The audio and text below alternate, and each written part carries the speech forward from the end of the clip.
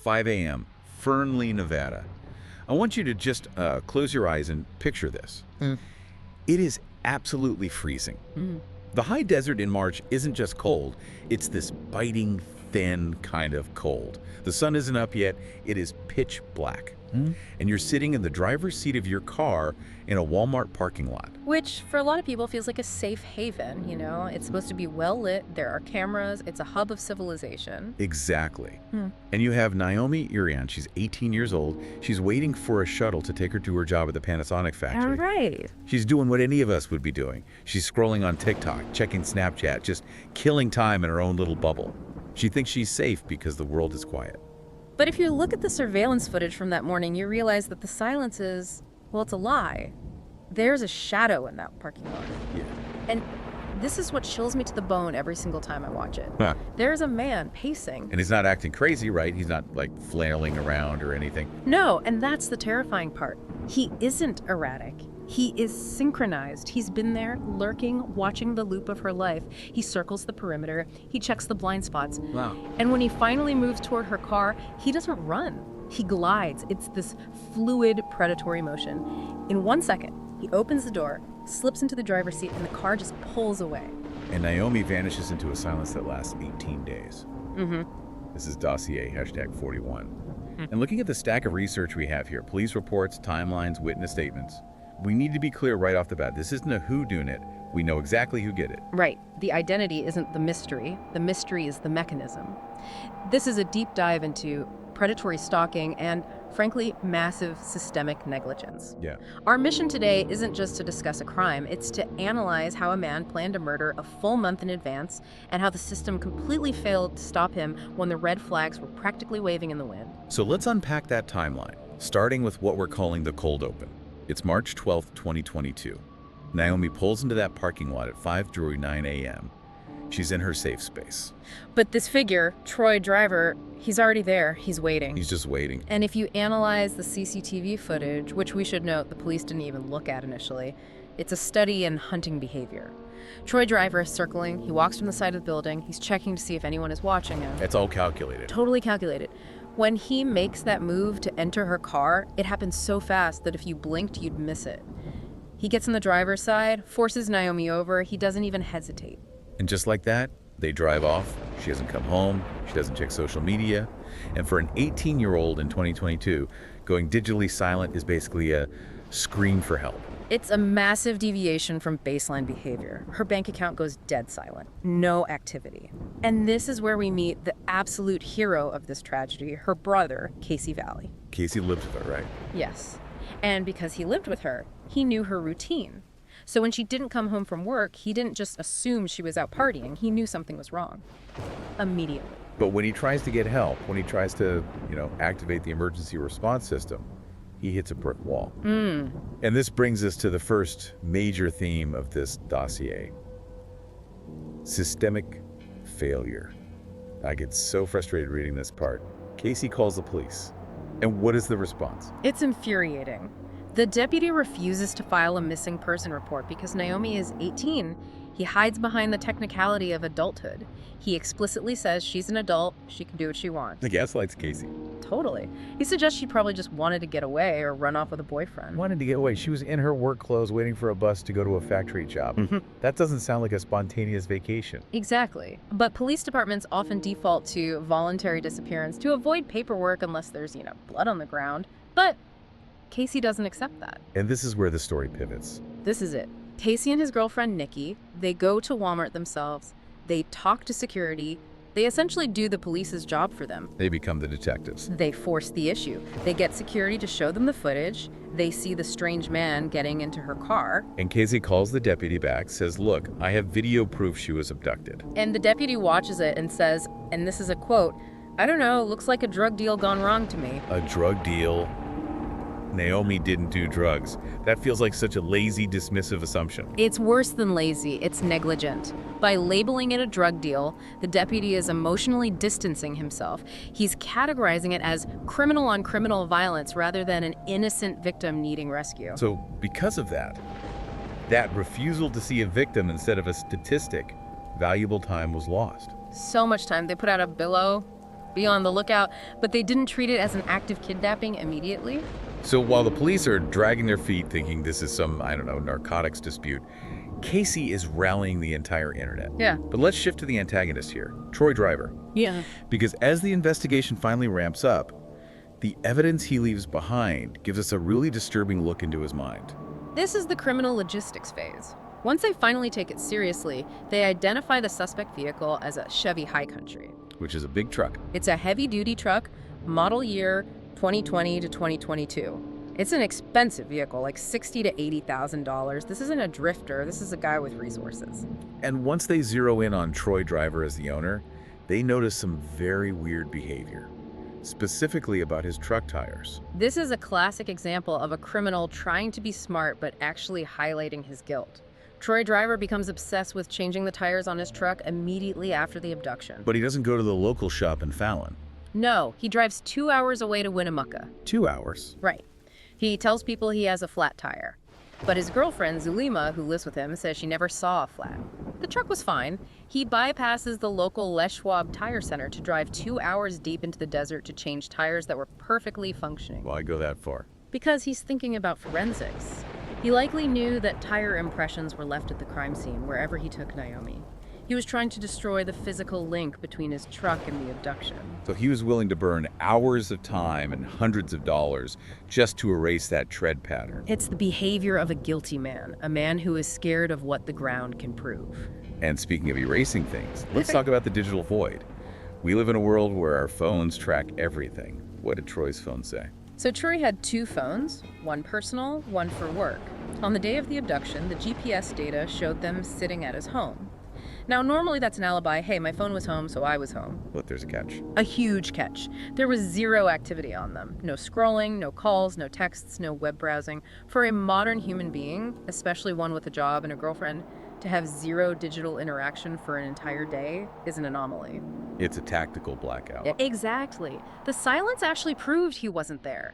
It proved he wasn't holding the phones. He intentionally left them to create an alibi, but the lack of a digital heartbeat proved it was a setup. He also tried to scrub the surveillance footage from his own house, right? He did. He had cameras in his garage. He deleted almost everything from that weekend. But, and there is always a but, he missed one clip. And this clip gives us a behavioral autopsy of the man. It shows him doing what Zulema called the prison walk. The prison walk. That sounds ominous. It is. It's a specific posture. Hands deep in pockets, head down, shoulders tight, scanning the periphery.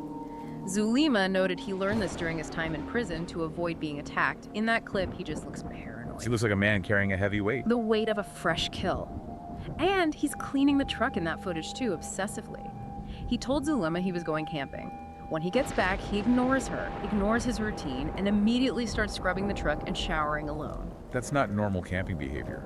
Not at all. You don't scrub a truck like you're trying to remove DNA unless you have something to hide. You mentioned prison. Let's dive into the darkness inside this guy, because Troy Driver wasn't just a regular guy who snapped one day. He has a history. He has a severe history. At 17 years old, he was involved in a murder.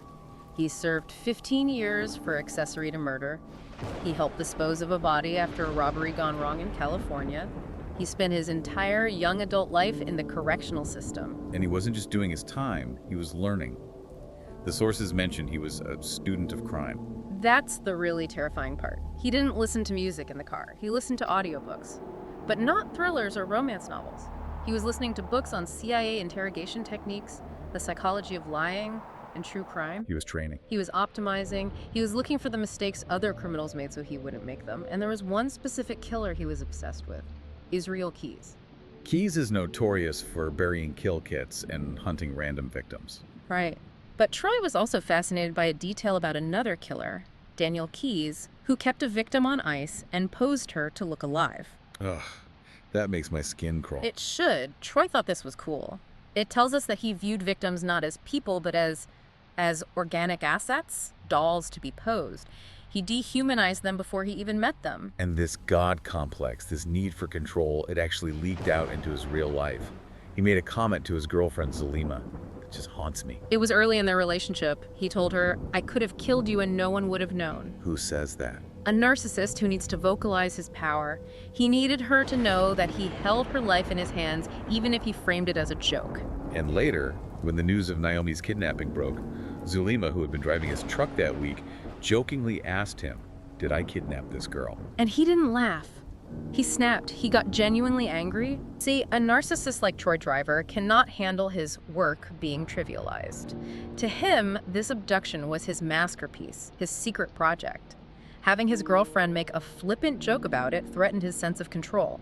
It wasn't funny to him because it was his darkness. But the most damning evidence of all the thing that proves this wasn't just a random snatch and grab is the excavator.